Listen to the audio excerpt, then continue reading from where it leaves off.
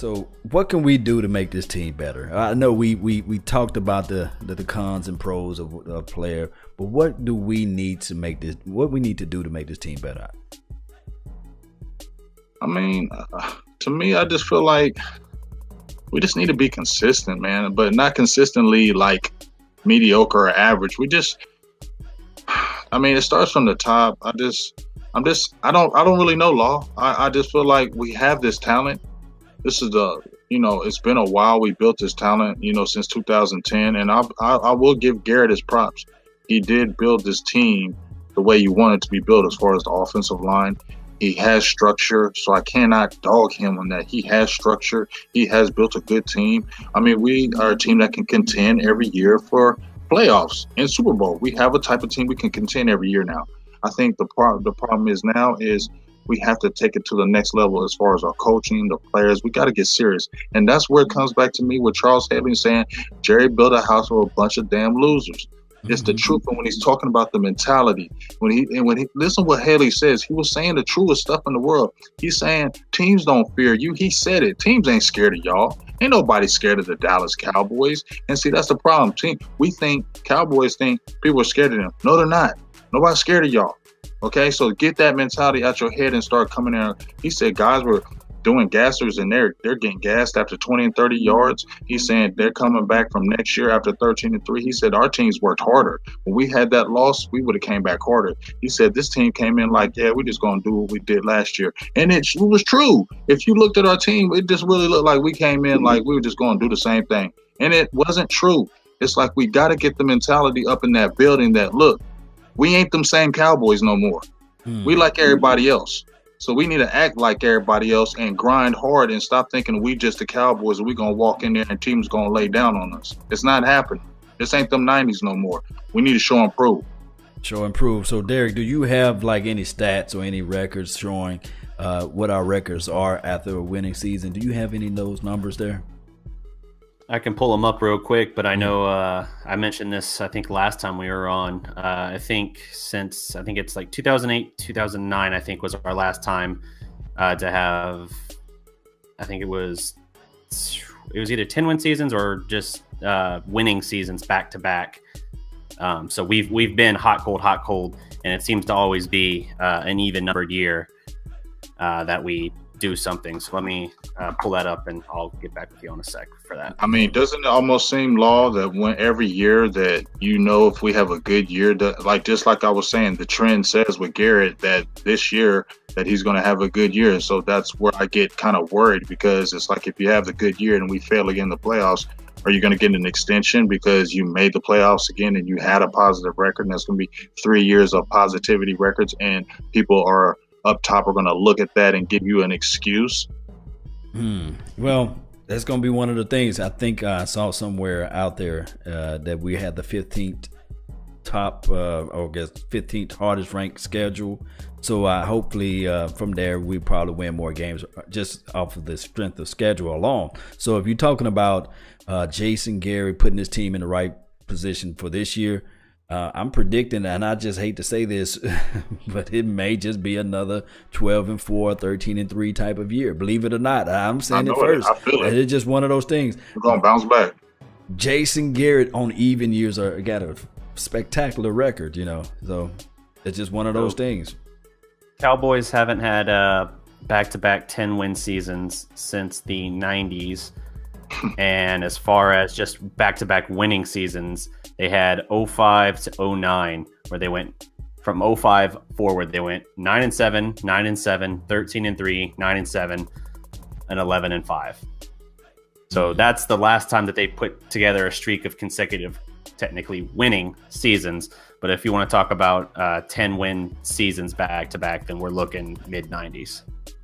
Mid-90s. My God. 95, 96.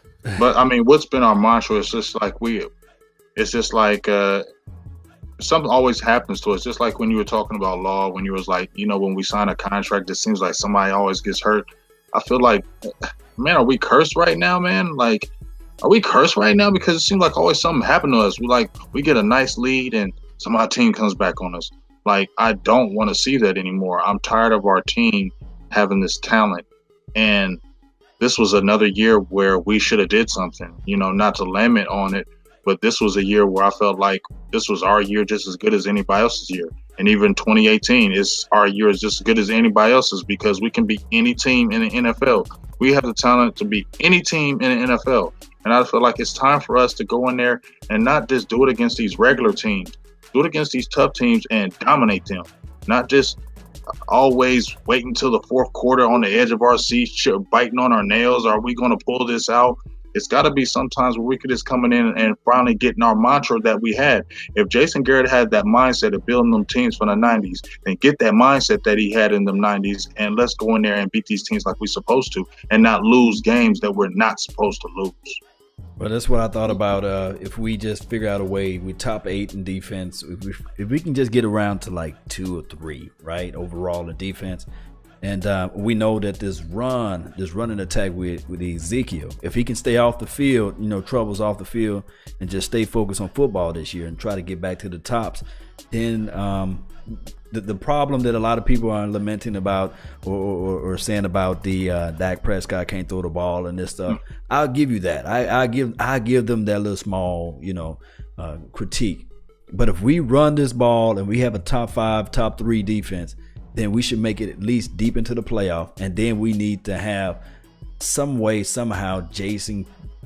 I'm seeing a lot of people put Jason. A lot of people saying Jason Garrett. They're not saying Jason Garrett. They said Jason Garrett. Whoever coined that phrase, shout out and salute to you. I forgot what your name is.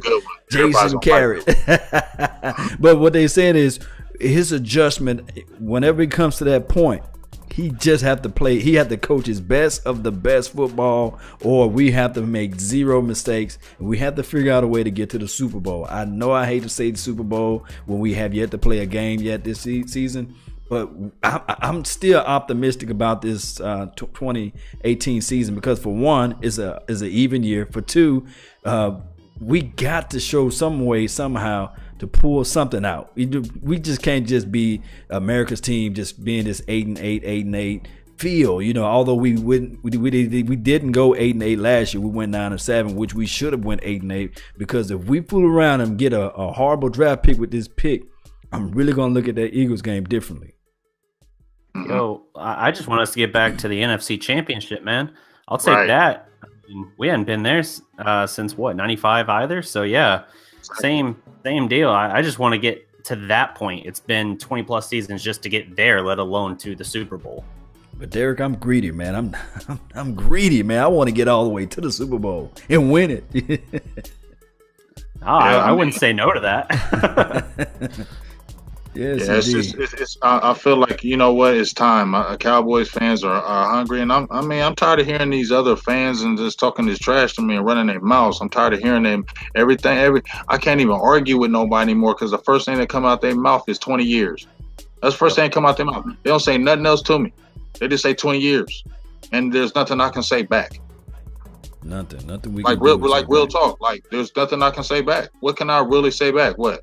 Oh, we was 13-3 in 2016. Oh, we won 2 NFC East championships, and they're gonna say, "What'd you do in the playoffs?" You can ask them. You can always ask them if our championships were so long ago. How come they haven't caught up yet? I feel you. But like Law said, I'm greedy now. I'm the type of guy that we have done 5 championships, but you know what? I coached for a long time too, and as a coach, you can look back and say, as a coach, yeah, I won a championship 5 years ago, but I'm not feeling good about them championships I won 5 years ago. And if I'm not doing nothing right now, what I did 5 years ago, I'm in my own head questioning because everybody's going to be looking at me. Yeah, you got them championships, but then it's every year you got to reinvent yourself. Every year as a coach, you have to reinvent yourself. You can't just come out the same way every year. What you did last year and you were successful at, you still got to go in that lab and change up everything because now you're the hunted. Everybody's gunning for you. And the fact that we're the Dallas Cowboys, we're already getting gunned for. So now if we have winning records or are running through teams are definitely ready. So we always have to have the mentality of getting better and always want to learn and change up things and not be the same way, because you can never be the same way because people will figure you out quickly, as you saw.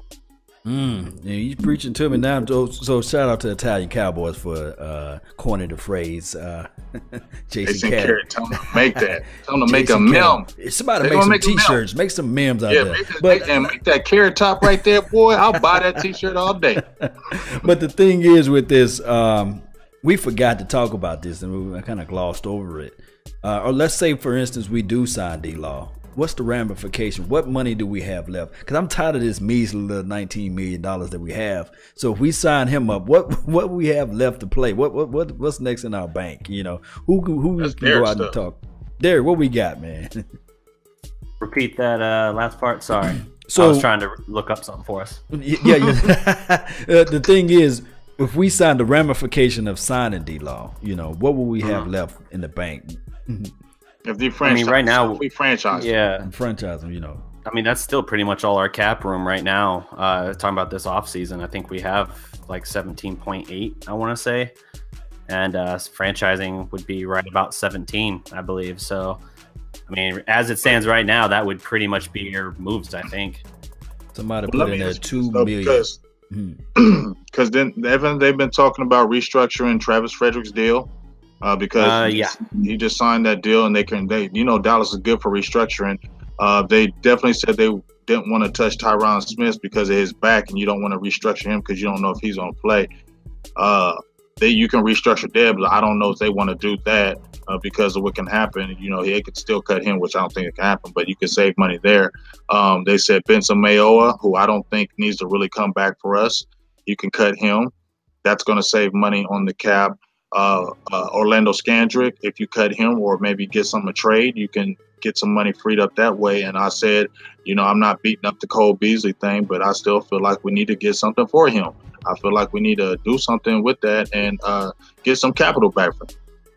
Man, we don't wheel and deal, man. We don't wheel and deal out of Texas. That's what we need to. That's when you talk, man. That's when you talking about law. When you was mentioning Bill Belichick and those guys wheel and deal every year. They're coming in with that mindset. We wheeling and dealing. We trying to make this stuff happen. Because Robert Kraft ain't out there talking about, man, I really love this guy. You know, he said about Tom Brady now. Well, you can say that about Tom Brady now. Tom Brady is Tom Brady. You know what I mean? So that's the problem with us all together collectively. We get this situation with we need more money, and then if I mention this, if I start talking about, hey, what about if we get rid of Dez? I'm gonna have 1,000 hate mails in the mailbox before I can even wake up in the morning. So it's the problem with that. You know, I know for sure. I can tell you right now one thing from this. Bill Belichick, or Bill Belichick, however you want to call him, he's not paying Dez. He's not going to pay him. He's not going to pay old Reliable. He's not going to pay that man no money. He would have been got rid of Scandrick. Come on now. But we want to win Super Bowls, but we sitting here looking at what other teams are doing. And then I have somebody smart who come up with all type of statistics and stats showing that, why we trying to be like a other team? Why not try to be like the teams that's winning Super Bowls? I'm greedy. I'm hungry. I want to win right now. And you guys can tell right now I'm getting elevated and I'm getting mad about this situation because I'm tired of being mediocre. I'm tired of us doing the same old thing over and over and over again, and we not getting the results. Guys, let me just calm down. Go ahead. I'm about to rev up around here, boy. You just don't know. What you're saying is true. I mean, that's why I'm frustrated. I'm mad as hell. Like, I'm mad as hell because I'm tired of seeing teams that I don't feel like are better than us are going to Super Bowls and winning Super Bowls. And I'm looking at the Eagles. Yeah, they were good, but we could beat y'all. Y'all ain't that tough or that sweet that y'all can't beat. Y'all ain't one of these dominant teams that everybody's going to look at the Eagles next year. They're the most dominant team in the NFL. No, they're not. The Eagles are not the most dominant team, and there's nowhere even close to that. They're a good team like everybody else. You know what I'm saying? You got lucky you didn't get to play them Saints because I feel like Drew Brees would have ran up in you and got you. So you're really not that scary, and I'm tired of us, like you said, Law, being mediocre. We have the team to win now, and I told you, I'm tired of wasting years on good players like Travis Frederick, Zach Martin. Them years go quick, and a year in football to me is like 4 years, dog years. You add years quicker. So you have to win now when they're young and cheap, because those guys, when they get older and the contracts come up, it's harder to keep your team together with the salary cap. True. It's just one of those things. The salary cap era is just horrible, man, for us. That's just the bottom line. It's just the salary cap era. It's one of those things. Because we fall in love with players. Yeah. Well, like you said, we just love Jason. Yes, indeed, man. So that's just one of the things, man. I just had to get that little, I guess, thing off my mind when we talking about, well, how can we improve this team? What direction do we need to go? And this draft, since we're gonna be left with $2 million, shout out to I think Cowboys Legend 27 said we'll be left with $2 million. Those funky $2 million, we got to figure out something. You know, if we're gonna build this team through the draft, then how much faith are we gonna have on this draft selection? I do know that my guy, hit on the right. I know he been hitting on the players, but it's just one of those things where we losing so much money right now with Randy Gregory not being able to play, right? We're losing so much money with that. And then the growth and the development part of Taco, if he don't show up next year, then it's going to be one of those things where we're going to say, hey, what if he's like D-Law? What if this third year he's going to just really blossom to this guy, you know? So we got to figure out a way to really hit on these guys coming up this draft. And whether it be defense, whether it be offense, I'm leaning more towards defense coming with the 19th overall pick. But if we don't hit on this defensive guy to solidify this defense to get us at least to like top 2, top 3, I'm just going to really just explode, you know. So this is going to be the first year that Gregory's contract has a little bit of weight behind it. Previous seasons, 2015, $693,000, 2016, $365,000, 2017, $258,000. This year, it's $1,213,000. So his deal, it's lost because you're getting nothing out of it, obviously, but it's not like a backbreaker, essentially. Well, you know, and I've been hearing I've heard a few. I was on Twitter, you know, I'm on Twitter every day, but I think a week ago, I wish I could pull it up, but I saw where they said he was working really hard to really start to get, you know, put that ball forward as far as the reinstatement. So I really want to see, you know, what happened with that. I think it may be coming up soon with the reinstatement. I think if he can really get reinstated, I think Cowboy world will be excited. So, you know, it's funny how everybody talks about Randy Gregory and hates on him, but I bet you what, I guarantee you what, all them people that said cut him, and he comes in there next year and is able to play and let's come balls out, gets like 11 sacks. All them people that said that trash about him ain't gonna say nothing. Well, you're right. We ain't gonna say nothing, but it's the same thing about he gonna hush. He gonna hush us, but yeah, you'll have half the people saying, "I knew he had it in him. He had it all the time. Right. I knew he was there all the time. I was always in his corner." And then somebody gonna still say, "Man, that brand high." Black lips. Yeah, the black lips. That's why I be scared about Zeke. I was like, Zeke. When I see Red Gray, I said, man, he getting high, man. He look like he high, man. He look like he high. That was a $600,000 blunt, man. He rolled, man. Like, wow, man. He loved that blunt, man. And it's just one of those things. Whereas we sitting back saying, okay, we see the potential. We looked at his tape from Nebraska. We saw what he could do. Nasty. And then they drafted a guy that was with him, Collins. You know, so we know what them two can do. You know what I'm saying? So I'm just trying to get this on this next level. You know. I mean, think about it, Law. When we drafted him. You remember when we saw him in the preseason, how good he looked? Like, okay, he had that get off, and even that Giants game before he got hurt, and he had that ankle injury, and he was out like 6 games his rookie year. That first game, he was all in that backfield after Eli. He didn't get any sacks, but he was putting pressure. He was in that backfield, and you were excited. And when I heard that he got hurt after that first game, man, I went in depressed mode because, number one, I was worried about him falling off because now you got too much time on your hands. You got 6 games where you ain't doing nothing. If you're playing football every day, maybe it keeps your mind off of slipping and falling. But now you got all that time to rehab, and maybe you get depressed because you're not playing. It's easy to fall into that. Look, man, let me tell you this right now, man. When he had to hit his ankle sprain or what have you, I said, Lord, please don't let it be a high ankle sprain. Don't let it be a high ankle sprain. Right. And then when it's a high ankle sprain, I knew how many weeks it was gonna be. I said, he finna smoke a blunt. You know. Yeah. I was like, he finna roll one. His season over. I was like, his season over. He finna smoke one. He finna fire up that J because I already knew that he was gonna do it. I sitting there saying like, I know because he played pretty well that Giants game. He was flying there. I was like, man, that's gonna be us, man. Yes. And I was thinking, I was like, you wouldn't get up, Law. You wouldn't get up when you saw that. I just knew I was looking at Greg Hardy's film at the time. I was like, oh my God, man, Greg Hardy, this finna be like the Dallas defense that I know. You know what I mean? Yes. And then we came crashing down. And I saw how the player he pushed him behind him. The Giants player, he pushed behind him and he rolled up on his ankle. I said, "Oh man, come on, man! No, he finna foul that Jay." Right. And it's just like, man, we got bottles of VSOP, you know, at the house, and you talking about you putting that in the freezer or what have you. And if you at the house long enough, you look in that freezer long enough, you're drinking it. You gonna pour up that drink? You're drinking it.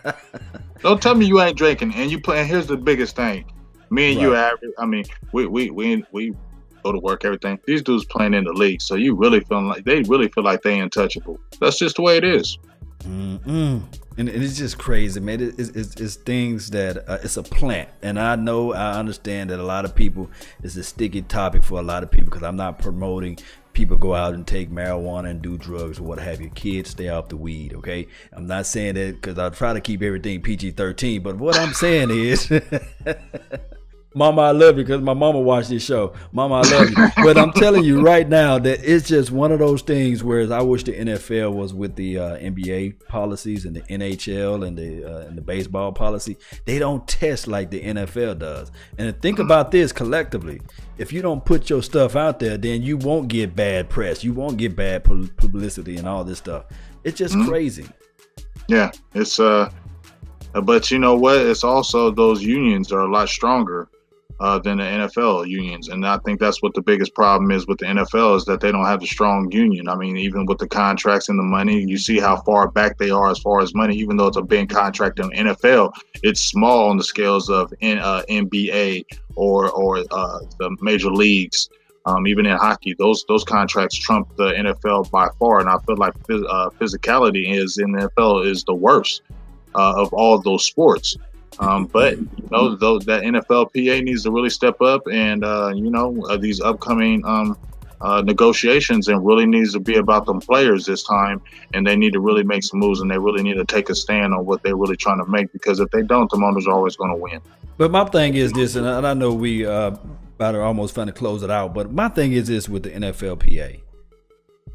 They're in bed with Roger Goodell. They got to be in bed. They have to be reading from the same hymnal, because there's no way in life the NFLPA can look at what happened with Ezekiel Elliott. And we know as Cowboys fans, we out here seeing that we don't hear nothing about the Hunt kid. We don't hear nothing about the Jarvis Landry. And what's going on with the NFLPA? Why are they not out there saying, okay, why are they not voicing their opinions, their thoughts, their mind, putting this stuff out there on the ether so that the NFL can be answering these questions? Why are they not saying, okay, why are you not doing what the right hand is? Why are you not testing what the left hand is doing? Why they're not just trying to be out there like we are? You see what I'm saying? If I'm making sense, I hope I'm making sense to you guys, you know. You're making perfect sense. It's all about them dollars. That's what it's about, just like you said. Man, who knows? It's a crooked world, law. You know that. Politics, everything. You don't think, if you're looking at the politics, you always see somebody in politics getting caught up. You don't think them politics is going on in the NFL. You don't think them guys is cutting deals doing. I mean, that's just what it is. These guys do those. I mean, I'm not saying, but I'm not putting out there, but you don't think that those guys don't do those things and everything is, oh, we do the right things here. Come on, man. That's a lie. You don't do all the right things there. And just like you said, how can the NFLPA not say one word when they were going hard on Zeke? Like, anytime that he went and got an approval, they were already sending the letter like, no, we're going against you again. And then just like with these last few incidents, y'all ain't said one word. Y'all ain't been in the press. Like, y'all ain't said a word. Y'all ain't said, well, what about the double standard? Well, what's going on? How come we're not investigating this or really looking into this? They ain't said a word. It's just one of those things where I'm sitting like, you took your 6 games, now be quiet and like it. It's just one of those things. Man, it's just like Monopoly, you know, when you have just one like Walmart, for example, and it goes into a smaller city, it just take over all of the mom and pops, and everybody like, dang, let's just vote to have Walmart not in this small city, you know. Let's just vote to not have, because Walmart is just going to dominate. It's going to put everybody out of business, and that is what the NFL is doing. They know that everybody is the cream of the crop. They only got 17 games. They're trying to make it to like 18, 20 games, but they only got, what, 17 weeks, 16 games that you play out of a season, and that's why they pretty much can. They bring in the most revenue, and they don't play their players, and nobody get guaranteed contracts. And every year, we don't know what the actual salary cap number is going to be. So they pigeonhole us, and we sitting here thinking like, okay, we trying to do the right things, but we look at the teams like the Colts got $70 million, don't they? And we just only got $2 million. I do know that we got contracts out of the wazoo, but it's just one of those things where I'm sitting here saying, Is the salary cap really working for the NFL? Because if you think about it, the last teams to win the Super Bowl, haven't it been the same teams? You know, haven't been the same teams going in and out of the playoffs and the Super Bowls all these years? I just don't never understand how we don't have no daggone money. And I'll be seeing these other teams that be having records like us, and they be spending. And I'm like, how do they still be finagling this cap? But we don't have no money. Like the last seemed like 4 or 5 years, Law, we ain't had no money. Like, we ain't be able to get nobody. They paid Romo twice. We restructure all the time. Right. We always restructure your deals, which pushes the money back. You're kicking the can down the road, and so you wind up with a bunch of dead money and guys that aren't either able to still play at that level or, you know, something to that effect. That's just how we've managed things for so long, and that's ultimately why we never seem to have any free agency money, because we just keep restructuring guys and kicking the can down the road. And I think that's part of the problem for why I think that's the other half of the equation, not just, you know, what we know about the Brandon Carr free agency thing not really working out like we wanted for our $50 million. I think it also kind of shows we just don't give ourselves the flexibility to even be in the discussion most of the time. Yeah, you're speaking a lot of truth on that, Darreck. Because I looked at super truth. Yeah, I looked at overthecap.com and I said, we still paying Miles Austin? I said, look on overthecap.com, guys, and look at the players. I'm sitting there like, we still paying, paying Miles Austin, man. We paying Romo, we paying Carroll, we paying exactly. To Buffalo that we cut him, the defensive tackle Cedric Thornton, we still paying him. There's a couple other players that we're still playing. And just like you said, Darreck said 100% true. We're always restructuring the contracts. It's almost like we signed the deal to almost know that we're going to restructure this deal. Like, we're signing this deal almost knowing that in a couple of years we're restructuring. I've literally heard that point made before on like the Fan and things like that, where they say, you know, when they sign something like, oh, well, they're just going to restructure it in a couple of years. I'm like, that's not the good approach. That's not good business. Mm-hmm. You can't just keep bringing stuff up on the credit card and think it's not going to eventually come due. Yeah. Man, that's one hell of a price to pay, man. It was just a good little thought, man. Just thinking about this cap thing altogether. But that's pretty much everything from here as far as what we have as far as this show today. Any other thoughts, any closing remarks, Big Game? Oh, no, just forever grateful to be with Dallas Prospect. You know what I'm saying? You know how you always bring it. Love how you bring it, Law. All your work, Darreck. Just 100% respect and everything. And just appreciate y'all showing me some love. No doubt, man. Plug that channel again, man. Where they can find you at, brother? Silver and Blue Nation. Check us out every Sunday, 6:30 to 8:30 p.m. Eastern Time. We're on Facebook Live. We also got the Facebook page. You can also check out Big Game James. Got my own page, doing some little, some little things here and there. And then got some writings coming up with Dallas Prospect. Darreck opened the door for me right there. So, hey, just grinding out here, man. Yes, indeed. And Darreck, talk to everybody about this Dallas Prospect. So the website is thedallasprospect.com. We are a sports and pop culture website with an eye towards Dallas sports. That means you get your Cowboys coverage, your Mavericks, your Stars, your Rangers, all that. We even got Big 12 football and all that. We're always looking for contributors, whether you want to write, whether you want to do a podcast, or you want to do video analysis, kind of like Law does. Whatever, man. If you're interested in kind of joining this new network, we're all for it. We're listening to all people interested. So if you want to join us, help us become the biggest and best independent sports media thing in Dallas. Hey, man, welcome to the team. I like how he said that. He said independent, biggest and best and independent. I like how you said that, Darreck. Yes, indeed, Darreck. You dropped the hammer on that. So, yeah, hey, with that being said, do you have a contact us on the link to as well on the website? On the website, we don't have a contact thing. It's a direct email. What's that just email? if you want to reach out, if you want to reach out to us, you can email us at thedallasprospect@gmail.com, or you can reach out to us on our Facebook page, The Dallas Prospect, as well. Just give us a shout there. If you got a sample piece you want to send us, that'd be great. Or if you want to send me like a link to a YouTube video, that works as well. Oh, yes. And then what's going on next month? Got to tell everybody what's going on next month. Yep. The Dallas Prospect is doing happy hour. Join us next month, Thursday, March 22nd at Mexi-Go Restaurant Club in Plano, Texas, as we host happy hour and do a live remote and meet and greet. Tell them you're there for the Dallas Prospect and you'll receive exclusive food and drink specials with happy hour pricing for the whole night and entrees as low as $5. In attendance will be Law Nation, Big Game James, Darreck Kirby, and our special guest, Computer from 3-6 Mafia. Shirts and other merch will be available for purchase, so come out, have a drink with your favorite Dallas Prospect hosts, and don't wait. RSVP today. Let's make it happen. Hey, everybody, I really thank everybody for tuning in. That's been our time, guys. And you already know you are listening to nothing but the best. Salute. We out. Peace.